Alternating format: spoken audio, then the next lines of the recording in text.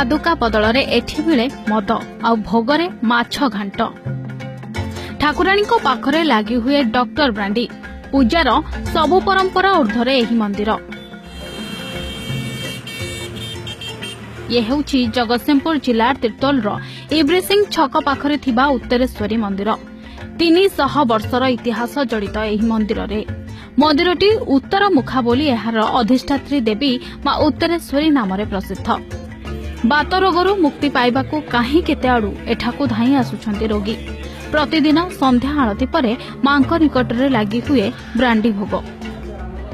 Brandy भोग आगुरु कोइली सोमरस आगुरु छिला सब देवी पाखे। तेणु ये तो बन दुर्गा ये होती बन दुर्गा उत्तरेश्वरी। माँ महिमा भल बोली माँ नाती को जर होता से भोग सकाशे जाचिलु। भोग माछ खेल भोग कलु माँ कतरे माछ खेले पिला देह भल। उत्तरेश्वरी पाखरे सबु धर्म समान। हिंदू हेउ कि मुसलमान एठी किछि बाछ विचार नाही।